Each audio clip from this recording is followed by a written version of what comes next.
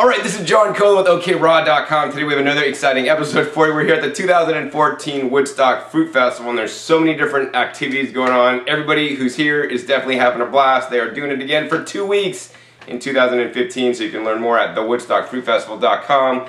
Today what I'm doing is I'm actually interviewing Megan Elizabeth. She was one of the presenters, one of the pioneers here, and she gave, I don't know, at least a half dozen classes on a whole bunch of different subjects.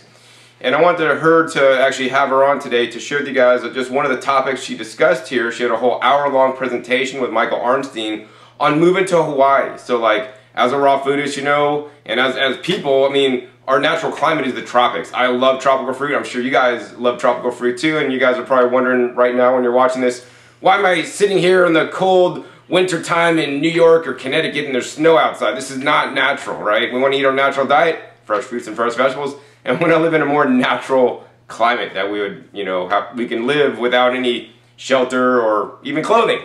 So in any case, what we're going to do in this episode is actually share with you 3 of the top tips on how to move to Hawaii, you know, as a raw vegan. So Megan, what would you say the first tip is on how to move to Hawaii into the tropics? Well, my first tip would be to figure out what your income is going to be. You know, are you going to work online? That is the best option. It's what, you know, both myself and my boyfriend, Michael Arnstein, we did a class together. And that's what we do. We work online. And so it made it easier for us to make the move. But, you know, if you're someone who is creative, there's like farmers markets there, you can get into making crafts or clothing or, you know, selling stuff at the farmers markets. So that's definitely a good option. And a lot of people offer services there as well, like massage and different things like that. Then there's also, you know, like stuff like climbing coconut trees. You know, you can, I order coconuts and get them delivered to my house. And if you learn how to climb a coconut tree, you can get coconuts for free, you know, just with a little bit of time and effort, and sell them for, you know, between $2 and $4 a pop, depending on where you are. So there's all different ways to create income for yourself. You just have to figure that out and get creative. Yeah, I mean, I definitely agree. For creating income, you could think of like, oh, to make money, I gotta go get a job. But actually, I would encourage you, and like Megan would encourage you to you know, provide a service to others. You know, I don't want to climb coconut trees. I'd be glad to pay somebody to climb coconut trees for me and drop off, you know, 50 coconuts a month at my house, you know. And whatever it is, there's always a way to provide a service, whether you're doing a massage service or whether you have graphic art skills to make nice graphics on Photoshop for people, you know, whether it's in the local area, that's something that could be done online. I would also encourage you guys to, you know, look into some different online businesses, whether that means YouTube videos, whether that means making ebooks. You know, there's so many different opportunities you can do online to create an income, so that it'll free you up to do what you love in life instead of having to go to that 9-to-5 job that you hate for money that you don't need to live in New York City. All right, so anyways, Megan, what's tip number 2? Tip number 2 would be, you know, just take a trip there, visit whenever you have time. You know, it took us a few years before we figured out where exactly we wanted to live in Hawaii and just feel really solid with the move. And it took us a little bit of time to transition, you know, away from family and friends, and that can be hard for people. So I would say, you know, start to, over the next couple of years, if you have like a 5-year plan to move to Hawaii or you want to move there next year, start to take some trips there, travel to the different islands, you know, write to some of your friends or whatever and get tips for where to check out. I think that my area for me and what I'm looking for is the best area. You know, it's not the most expensive area, it's not the most beautiful area, but it's really neat, it's very affordable, and there's really great access to fruits and vegetables that are just incredible. So many varieties.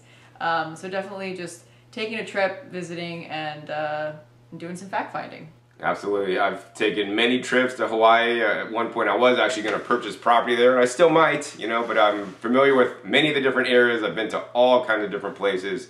And for those of you guys that are considering a trip to Hawaii, no better time than to come to Hawaii than the 2015 Woodstock Fruit Festival happening in Hawaii on Oahu in April 2015. So that's going to be a good time to check that out, and at the same time, maybe you could hop over to the Big Island afterwards, because Megan's going to have a lot of different other events going on for raw foodists there too, and it's definitely going to be a party, a lot of cool people to hang out with, and also this would be a good place to make some connections with people already living there and kind of get in the know. So Megan, what's tip number 3?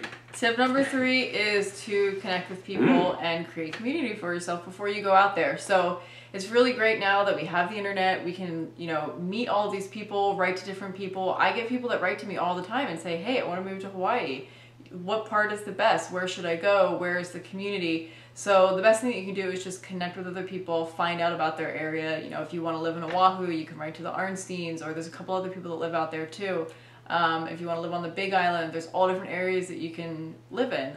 You know, Evan Rock lives there too. He lives about an hour away from me. Ryan Lewis lives there. He lives in the same neighborhood as me. So, you know, there's a lot of people out there that you can connect with and find more information. And then that way, when you get there, you've already got friends and you know that you're not going to be lonely. Any last tips you'd like to give people out there, Megan, to help them about, you know, moving to Hawaii or anything regarding Hawaii and living there yourself? I think a lot of it is just mindset. You know, a lot of people are afraid to make the move away from their family and friends. They're afraid to make a change in their life. And I know that, you know, Mike Arnstein had expressed the same thing, that he had been living in that area his whole life, and they just had such a tight-knit community, and he was afraid to sever that.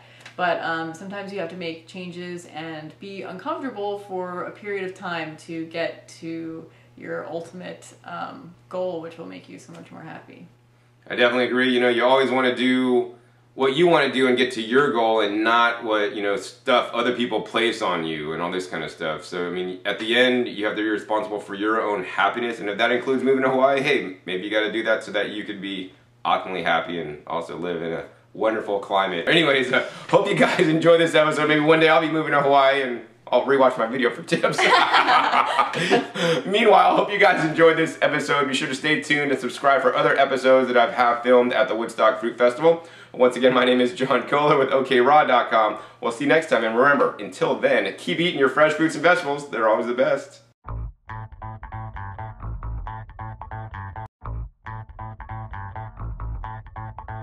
All right, this is John Kohler with OKRaw.com. Today we have another exciting episode for you. We're here at the 2014 Woodstock Fruit Festival. And what I'll be doing in some of these upcoming videos that I'll be sharing with you guys is I'm going to be actually interviewing some of the different presenters